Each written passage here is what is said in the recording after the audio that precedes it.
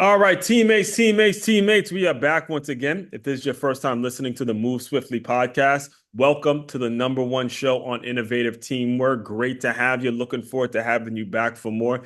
Thank whoever brought you here for the first time. To my regular listeners, you've hit the play button, so you know what's about to go down now. Whatever the challenge is, whatever the obstacle is, whatever it is you are going through and you're feeling like, hey man, I just need some guidance. We are here to indirectly tell you you are not going through that alone. Today, I have someone that I refer to as the serial tech entrepreneur, and I want to make sure I'm saying that very clearly. Entrepreneur, because he deals with people and he taught himself how to use technology to his benefit and how it benefited him and a lot of the people that are around him. He's been through a lot of ups and downs. Have seen a lot of great things. So I'm really, really excited to have you on the show today. Tim Branyan, welcome to the show. Thanks, man. I'm really pumped to be here and just try to be a value to everybody who's listening. So thank you for the opportunity to be on here and excited to develop the relationship and ultimately just be a service, man. Yes, and again, there's a lot of ground we have to cover in terms of what we're going to be talking about today. From you actually first of all, learning how to be in tech, and then investing in it, getting burned, losing money, gaining that money back. Getting a letter from Facebook, all that stuff. There's a lot of stuff we have to cover, but I'd like to start where you grew up in Indiana, because as you had mentioned, you didn't see, you weren't around that team atmosphere until maybe you joined I believe it was the Air Force, and then certain things started to become open, like your eyes sort of opened up to a lot of different opportunities. So kind of talk a little bit about your background a little bit, and then we'll get into some of the work you're doing. Yeah. I grew up in a small town called Kokomo, not the island, but in the Midwest. We're mostly surrounded by corn out here, but I promise there's a lot more cool stuff happening out here in the Midwest. Yes, Um, so I am a Michigan football fan. So yeah, there you go. So, uh, I grew up here in Kokomo, Indiana. Um, great family, low middle class. We had love in the family, didn't have a lot of dollars, hmm but we made things work. And really, if it was meant to be, it was up to me early on. So if I wanted the car, if I wanted the shoes or the clothes or the stylish things I wanted to wear, hmm I had to work for it or I had to create something and earn it. Um, that was probably the catalyst to my entrepreneur sort of like Hmm. desires. In high school, my first hustle was soft modding Xboxes. I saw the market and people wanted uh, people people wanted to play games, and I found a way that you could soft mod an Xbox and sell games, and then also kind of unlock the Xbox's ability to surf the internet and The play. console? You were selling the Yeah, console? the actual. So the Oh, the snap. the system was someone would soft mod their Xbox box. They had to ride my bus. I didn't have a car at the time. All They'd right. ride my bus, drop off the Xbox. It was $100 to put the soft mod on, and hmm that would unlock their Xbox to be able to again search the internet, play Oh, emulators, snap. so like Sega, Dreamcast, all these different games. And then the Whoa. residual component was uh, I would take requests if somebody wanted like the new Madden or new games. I would go Yeah. to Family Video. Nothing about this is legal, by the way. Luckily, this was before I was an adult. Do what But you gotta do. yeah, I didn't know. I mean, I knew that there was a desire in the market. So I Right. would I would take requests from school.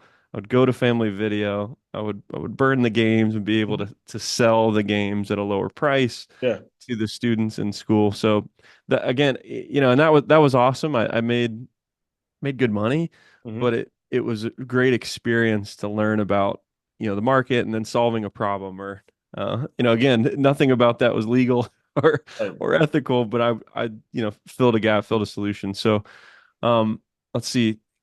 Fast forward, I was never the best student hmm in like the school environment, but I love sports. I learned a ton in sports, played football and soccer, hmm and I feel like I retained a lot of the lessons there. I was fortunate to have great coaches. hmm After high school, I wasn't going anywhere fast, kind of restless and discontent. I was chasing the party scene, chasing chicks, and ultimately, um, the military made sense. I kind of wasted away some of the opportunities. I could have went and played sports, and I'm Right. really thankful for that looking back, because that opened up the door to the military. So joined a team that I really got a lot more out of it than I initially anticipated. I joined for the benefits. I joined for the money that I could make. I joined for the skills that I could develop and the potential traveling and whatnot. And what I got out of it was a lot of characteristics like discipline, commitment, hard work. Hmm. They call it the service for a reason, man. I mean, it can be taxing. Right. So went to good places, went to bad places. Fast forward um, through that, I got injured on my third deployment, blew out my right knee, wasn't able to reenlist, tried to go to school, was super just depressed in school. That led me to change direction. I went and did similar work. I was a military police officer. I did similar work Hmm. as a contractor overseas, was in Kuwait and Dubai for like 3.5 years, made really good money, got to travel all over the place in that role.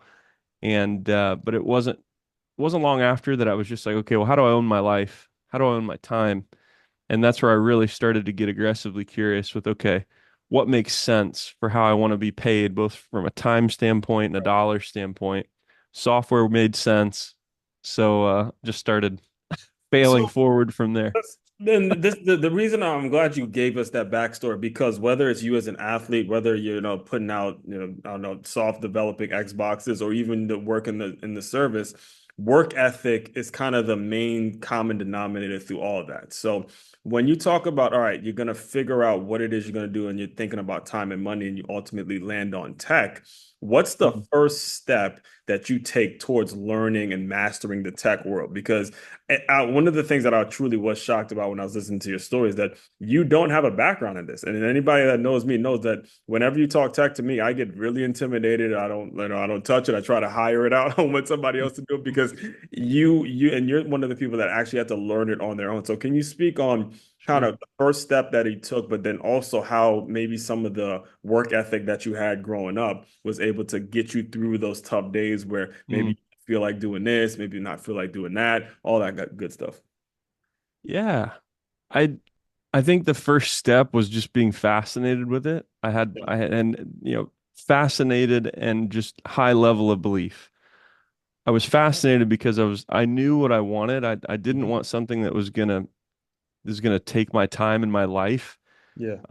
There's I guess these factors that mattered to me, like as I was exploring what businesses made sense. Yes. So for me, I wanted freedom and flexibility. I didn't want something that was, I could make a ton of money with, but I wasn't going to own my life or my time. I wanted something flexible and adaptable. I didn't envision having a bunch of employees or people to manage. Hmm. That to me seemed like it could be a recipe for some chaos, and I was trying to avoid chaos while increasing the amount of dollars I could create. So the fascination was, I think software makes sense. It Hmm. seems like it can pay me on all these different pillars that are important to me, Right. and it would give me that freedom and flexibility while also creating a global business. So Right. that was part of the fascination, and the belief was instilled after, kind of proving those things, looking at other platforms and better understanding Right. what they cost. But the truth is, man, it was just like step one was just belief and Right. fascination. And Yeah. then what came after that was, okay, I know what I don't know. I know that I can't write code. So Yeah. I need a partner. I need somebody that can do this. So the next thing was, okay, who do I need to know? Yeah. And if I could go back in time, which I wouldn't, but if I could, I would, I wouldn't want to change the trajectory of where I'm at now and all that learning that came through it. But like if I could give some suggestions maybe to somebody that's interested in getting in the tech field, kind of reverse it where instead of you go out to the market and you cast a net like, hey, I want to build a software, Hmm. who can do this? Just go find somebody that's already done it one, two, 10, 100 times, and then ask them who they work with. And then you'll align a little faster with a process to bringing your idea to fruition, or at least, you can avoid some of the pitfalls that I didn't, which was being scammed and running into the wrong team and spinning my tires in the mud of time Hmm. and cost to better develop a system. So that's kind of an overview, I Yeah, and guess. well, I'm glad you broke it down like that because one of the things that I actually did too is the first company I started is called gym44.com. And the vision for me was to create a kind of a pro like a Facebook type website where coaches can log into their profile, post a tryout, and there's a button where it's request and reserve, and players can see where the tryout is. If they can't make it, they'll request, and that dictates the next post. So, it was Mm, really complex. I had the vision for it, but I had to pay close to $10,000 to find a custom developer and do this, to write code and all that kind of stuff. And the reason I'm bringing this up is because when you finally landed on something that I thought was actually brilliant was you had an Instagram, I guess a way of using Instagram where people can tap folks on the shoulder, do their research on folks, and all of a sudden you get a cease and desist from Facebook, which I didn't really understand how that actually happened. So I'd love for you to dive into that specific venture because you never know. I mean, again, you're doing this to help people, and all of a sudden now you're not allowed to do it, and it's really not clear as to what the issue was. sure. Yeah. So, again, I've been through a lot of things that I hope can be helpful or some, Hmm. things what not to do. I can tell you that. So, um, yeah, I've first off, I've never set out to have a great idea. I've Hmm. always just been really good at seeing where things suck or seeing where there could be improvements or seeing where maybe there's gaps or opportunities. And that's a really kind of key tip is to, get involved with other people's processes or systems or just be aware, be Right. visually aware and listen and with the intent to serve or solve problems. And tech's definitely a viable solution for that, but it's not the only way that you can fill gaps and solve problems. Hmm. As far as the first platform that we saw success with was a tool called Rocket Grow, and at its peak, it was doing a large amount more than I'd ever seen. Um, and we basically the tool, if you can imagine that your social media is like a billboard on the side of the road, Right. and you know the internet has all sorts of cars driving down the highway, billions of cars, right? The platform would allow you as a billboard owner or as a profile to tap your ideal person to drive down your highway. And it would do that by automating comments, likes, follows, story views. And you could set up these filters to really tap your ideal person, your driver, to then pass by your billboard or come back to your profile to then Right. choose if they wanted to like, comment, message you, click the links on your profile. It did exceptionally well. The Hmm. problem that it solved was helping people get more attention and helping people turn that attention into potential income. So whether it was a nonprofit or for profit, it's a really cool uh, platform. So, however, that platform engaged outside of the terms of service Hmm. of Facebook. And so we got a letter, and within an hour, we shut everything down. I think it was about an hour. We shut everything down, and it was a scary letter. It was the first cease and desist I ever had before I knew my rights, before I knew, how to even fight in that arena. Right. So quickly kind of scrambled, and then I had a whole team at that point, so it was a really tough conversation with the guys, and mainly my number one question was, okay, who do we want to be? When I Mm. asked the guys, like, who do we want to be? What do we want to do now? Um, so again, I wouldn't change a thing. It taught me what API was. Maybe I could have learned that lesson a little differently, Right. but it taught us that adapting and overcoming is hugely important. We knew that as we were building, Hmm. but to take an L like that Right. and continue on was something that I can be proud of now. But during the time, man, it was pretty devastating to take that gut shot. Yeah, I could imagine. I mean, you're doing well. I see that as being something that is trying to help folks, and that's where I want to really emphasize that point. I don't want that to get brushed over. The success comes because he is looking to help somebody else. He's looking Mm, to make it so people are filtering out nonsense that they see on Instagram and make it so it's inclusive. And then you take that L, but immediately because you're coming from a place, and this is just my opinion on it, because you're coming from a place in which you're trying to help people, mm, then immediately you jump right back and say, hey, we're not giving up. We're not quitting. We were doing something very productive, very positive. Let's figure out what our next step is. So can you take us a little bit on into that conversation where you have kind of described it as one of the most crucial conversations to your business, to where you got that letter, an hour, the money just stops, conversation happens. What came after that? What came after that? I know there were some ups and downs, but there was a lot of obvious option and like let's do this because now the gloves are off. Facebook is telling me, look, I can't do the work. Yeah. We got to get it done. Well, I think, going back in time, we were thinking about, okay, who did we serve? Who did we help? Who's our existing Yeah. list Hmm. of clients and customers? What's another offer that they would be interested in? What's something that we could serve them with? Okay, we help them create more traffic and awareness for their brand, so we started down that path.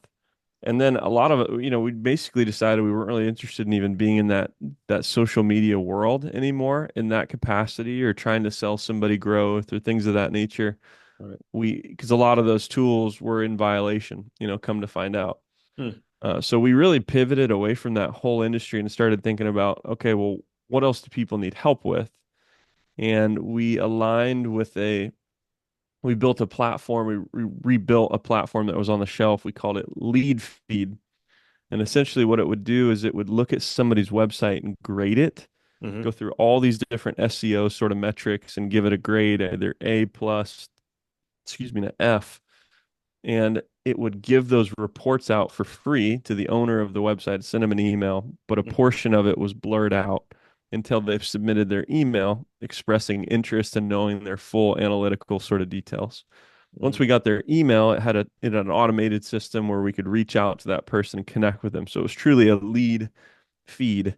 Hmm. So we would provide service first, which is value and analysis of somebody's site, show them where they could improve, show them where they're doing great, and it would generate a lead, and then we could then nourish that lead or connect that lead to an offer, maybe for an improved website, something of that nature. But Right. we saw the value of selling that tool to internet marketing companies back in the day. So they would white label this tool and use it internal to their business. So we were selling them shovels, essentially, to go out and do the work as a internet marketing company, Right. e-com And agency. well, it's important also too with these companies. One of the things that for you to make it is to have that list of leads. And this is Mm. something I had to actually learn the hard way as well, is when you're building your business, whether it is online or whether it's in person, and obviously you're gonna have to have some online presence, but people are actually paying for that list. One of my coach I hired, shout out to Dre Baldwin, he pointed out that Snapchat was offered, I believe,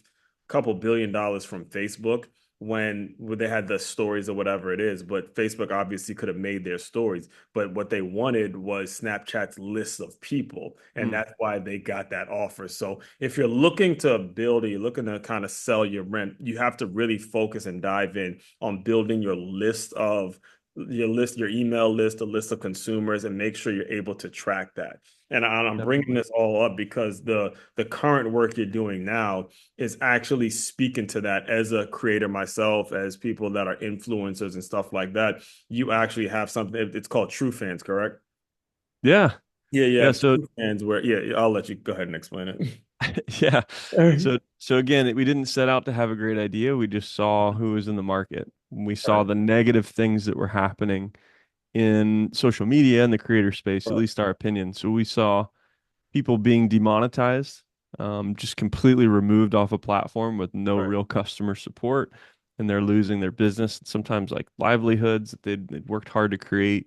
Exactly. We Yeah. saw censorship, right? So people were being deplatformed or silenced, or what was it called? They're blacklisted basically. They were Ghosted muted. others. Yeah, yeah. They didn't even know that they were banned. A lot of times it was Right. just, their account wasn't performing the same way, or they're not even findable on the searches. It was a Mhm. shadow ban. Hmm. Um, which we didn't like that either. Uh, and then historically, creators have been undervalued and underpaid. Mhm. Until now, it's starting to change now, but I think it was out of necessity because the market demanded that with platforms like mine and Mhm. others that are out there in the market. So that's kind of the other point. We looked at what was in the market. We saw OnlyFans, we saw Patreon, we saw Coffee, we saw these others that were here today, gone tomorrow, and Mhm. they are predominantly adult centered. And we thought, okay, here's what we can do. We can pay more, we can pay faster. We can be 100% invite only. Mhm. And we're not going to allow adult content. We're going to be a wholesome alternative for creators that want to make money but don't want the stigma. And it Right. worked like crazy. We got lucky. We launched right at the start of the pandemic where people needed a life preserver Oh man, and they needed perfect, an perfect timing. opportunity. Yeah, so we got lucky. Mhm. That platform has paid millions and millions and millions of dollars to creators all over the world, which is like my most excited sort of I could tell. metric from that. It's because it's helped people build new houses. It's helped people Yeah. afford new cars. It's changed families. And it happened again, just thinking about how we could be a value or service to this user, to this sort of client. And I've met some of the coolest people that do all sorts of radical things all over the world, whether it's driving huge monster trucks or doing, magic online and offline, Yeah. tricks and such, musicians, DJs. Um, yeah, it's been a blast. So we're excited about that platform. Mhm. And So again, when you go ahead. talk about removing the stigma, though, that's number one. The first thing I'd love for you to elaborate a little bit further on, but also when you mention invite only, how does a person, especially with the startup element to it, what kind of requirements did you want a person to have before they actually got an invite? Right. So when we do outreach, I Mhm. have different employees that go out and they're identifying who would be a good fit. So typically that threshold is 10,000 followers across all their platforms combined or Oh, okay. one specific platform. Mhm. Um, obviously we can't we they shouldn't be doing adult content or anything that's violating policies. Right. And other than that, they should have an open mind. They should be interested in monetizing. They should be interested in becoming a creator entrepreneur hybrid because that's what we manufacture. That's what we help Right. people become. I say manufacture, I mean, that's really what we train and teach. Right. So there's one way that somebody can join is by being tapped on the shoulder or reached out to by our internal department. Hmm. The other way is once somebody is an active creator, we do have a referral program. So we pay 5% for life on all gross volume generated by an existing creator that invites another creator.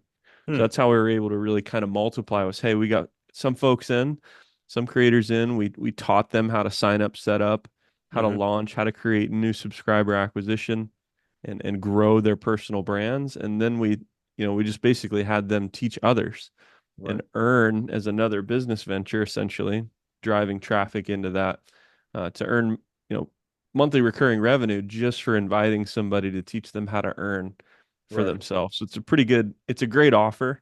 I mean, Yeah. so that's really the two ways that we've grown. And then if somebody applies, we'll approve every once in a while, like we'll go through and approve some folks, Hmm. but we probably disapprove 85-90% of people that apply.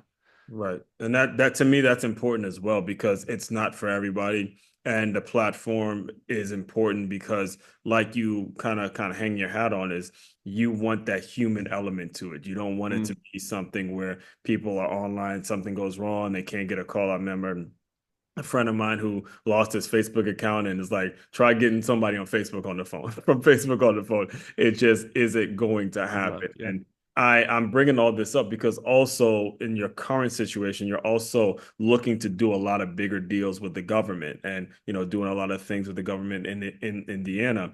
Can you speak on how the parallels and the connection between some of the things that you're learning with these government contracts with TrueFence and how they're kind of aligning in the way that what you're learning from, seeking that to when you're continuing to build this? How does this sort of cross over?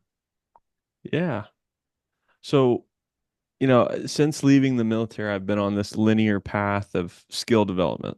And Hmm. I've been developing skills by failing enthusiastically forward, solving problems, and Sir. better understanding how to Hmm. adapt from different situations. So, what's happened is I've developed a lot of skill in bringing projects to life. So, if somebody knows the what they're trying to do, the why they want to do it, and the ideal result they're aiming for, I can help them do that and bring that to life in a Mm. tech app, a SaaS. Maybe Right. it's a cloud-based solution.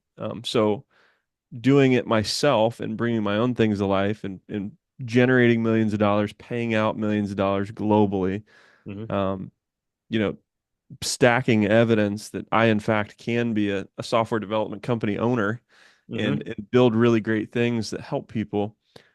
That stacked evidence, I guess, is stacked enough where I gave myself permission to start exploring opportunities to solve problems for the federal government or for the state. Yes. So that's really kind of how it's all interconnected, and there's so many problems and potential opportunities Right. and different sort of focal points that our federal government has in different, whether you're talking about NASA, whether you're talking about the DoD, whether you're talking about there's so many different three-letter agencies and agencies in general that have small problems and then large problems. Mm-hmm. Everything from accounting, so like defense, finance, and accounting services. Mm-hmm. Just found this out last week. They have approximately like 7 to 10% unknown line items when somebody does their Oh defense my travel goodness. systems. So when they're going out and they're submitting their travel pay, they allot for 7% to be inaccurate or unknown. And to Hmm. me, like that's, if we could solve that, Right. then that's 7% of taxpayers' dollars that goes to work or gets deployed correctly Oh my versus goodness. being accounted for as a failure, right? Or chalk it up as a loss. Right. So there's many of those different circumstances, and now being involved in some of those uh, conversations is fun, and I think that we can do a good job. I Mm-hmm. guess if I can go down this rabbit hole, it's Yeah, go ahead. challenging. There's two major challenges. The first challenge that I think is a national issue is that it's very hard for a capable company to become certified and to become listed to do business with the government, whether you're talking about on SAM or Mm-hmm. you're talking about GSA to be actually on the exchange. Mm-hmm. It's not easy. It's an uphill battle. You should position your mind so to be at it for a year or more, Mm-hmm. just because there's a lot of loopholes and bureaucracies. And then the second hard part is getting an opportunity to do business and create the relationships necessary and develop your capabilities, right? And get a chance at bat. It's another really hard uphill battle. There is definitely money to be earned in it. There's definitely plenty of problems, but those are two like, big issues that I hope we look at like at a national level to solve because there's a lot of really great providers across the country. Yeah. Um, but a lot of them choose not to do business with the government because of some of these things that I'm mentioning. And Right. that's just a shame, man. Like It as is a lot Americans. of it's a lot. I mean, just the sounding of it and the amount of, like you said, loopholes that you're gonna have to jump through to get someone to at least have a conversation with someone. It's a whole lot of work, and you have to have certain things proven. Not to say that I'm against work or anything like that, but when it comes to what you specifically want to do, your goal is to be running your business and be, actually be profitable and all that, and not necessarily have to be chasing the government around for meetings and stuff like that. And this is why, your what you're doing is so important because to me, it kind of takes a legwork out of a lot of things that your typical business owner wouldn't want to have to deal with. And I Mm. bring that up because I want to kind of give you the opportunity now to talk about what's next. What do you see as the future? How do you see this whole thing playing out if you can have it your way in terms of what your vision is? Yeah, I think so. One thing that I'm actively doing is I just pray in the morning, Lord, help me connect to the right people you want me to connect with. Yes, Help yes, help these doors open up the way that you want them to open up. Doors hmm that glorify you through yes, these gifts and talents and skills that you gave me. I'm just a steward, man. So yes. truly it's less of like this defined plan and more so just like open and receptive to where my skills get used and where I'm called to be. It's more spirit led versus, Tim led. Yeah, I mean And that brings me to my favorite verse, man. Colossians 3:23. Do all your work unto God and not mm, unto man. Do yeah. everything on the God because now you got me in preacher mode now. So understand that God is going to build so much for you if you put your trust in him. If you try to, Mm, and I love the way you mentioned it's not Tim led, it's God led, it's spiritual led. If you truly believe in your business, you truly want to be great, understand that God is going to be the one that really takes things to the next level. As humans, we can do only so much. Put our heart and soul into things. Eventually, you just got to walk with faith and develop that walk of faith. So, thank you mm. for bringing that up. Appreciate that very much. Yeah, man. And it's new, I did everything on my own for the longest time, and I wore that stress and I wore those, the solutions, right? Everything was meant, it was up to me. You're right. And until I really started realizing that, I think you have like, I hope everybody has like a humbling experience where they reach exactly where they want to be, and then they start auditing or they start questioning, Hmm. like questioning the void if there is one, right? Like just be aware that there's other operating systems out there. So I found that being a disciple Hmm. and praying and having that community of faith-based brothers, sisters in Christ, Right. that is good and it's wholesome and I don't know what the future holds, but I know that I've been pursuing success my whole life, what I thought was success. Right. And I think it's changed for sure. I mean, if I'm aligned with my gifts in stewardship, Yeah. then that to me is fulfilling and that to me is right. And that's kingdom work versus worldly work. Yes. And it takes faith, but I'm at a whole different level. I'm on a whole new place than I used to be, man. And I'm so thankful for it. And, One hundred. again, I don't know what doors are going to open up. Mm-hmm. Um, but I'll do my best to, again, be a disciple, be thankful no matter what. Mm-hmm. And it's an exciting thought. Yes. And what's when it comes to getting in touch with you, if anyone's out there listening and they want to work with you, where do you normally send them? Yeah, so there's so timbranyan.com. You can find me on most social media platforms, Tim Branyan. And then if they're in Indiana, there's a bunch of resources here. We could chat on that. So that Mm-hmm. Small Business Development Center is this kind of new thing that I started doing about a year and a half ago. Um, just to explain to everybody, if they're not familiar with SBDCs, the Small Business Development Center is a national organization, and their mission is to help entrepreneurs and essentially create economic development through the support of small business and a variety of different services or resources. So it could be everything from setting up a business plan to getting access to capital Mm-hmm. to having somebody sit down and help you with QuickBooks to grants and various opportunities that happen all around the country. Right. That's been just a fun way to align with some of the gifts and things that skills that I've developed.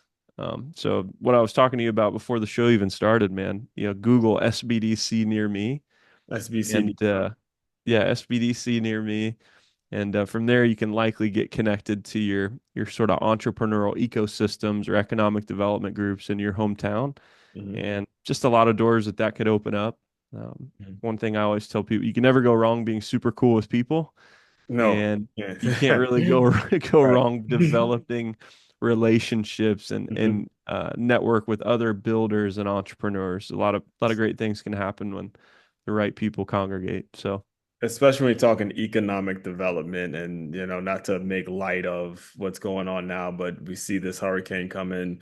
mm, My prayers to anyone that is being affected by it or by the time this has been affected by it, but there's always going to be that need for a philanthropic spirit. There's always going to be the need of entrepreneurs who are kind of have a philanthropic mindset to where something like this happens, it's unfortunate, but we need people who are there to help. We need people that have a coming from a really good place because it's tough. It's a tough. There's people out there who are just living their life, right? Homes been there for decades, and all of a sudden they mm, just got to reboot. And unfortunately, because the way the system works, they're gonna lose everything. The house is not gonna be rebuilt because it's not gonna be the thing that's really they were kind of in the forgotten corners of the world. So, keep doing the work you're doing, brother. I'm so super pumped to have you on. Super pumped to kind of stay in touch with you and keep up with your journey and all that good stuff. So, the final thing I do to close out all the shows, Tim, is I want you to use your imagination a little bit. Pretend you are back in your first business days and just pretend Mark Zuckerberg give you a shout and said, "Hey, man." Cool thing that you're doing, but it needs to be shut down immediately. All right. Pretend that version of Tim has come into the Zoom room and we'll give him some words of encouragement and we'll officially close. yeah, I would tell that Tim that just the reminder that restlessness and discontent is often the start to change, Mm, um, and that uh, obstacles can provide you strength, and climbing obstacles can give you new perspective. Mm-hmm. And it's not that you have to go through this, it's you get to go through this. Mm, that's it. And if you can be prayerful in those moments, those triggering points where life's got you down, that something didn't work out, uh, something is tough, and you can say, good, thank God for things. Mm-hmm. That's a really great philosophy to help you continue on. That's it, man. That's it.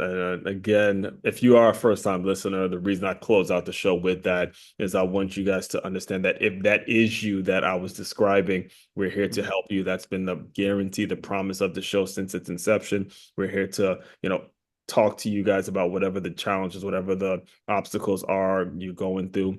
You're not going through it alone. So, all that being said, fellow teammates, continue to move swiftly. We will talk more soon.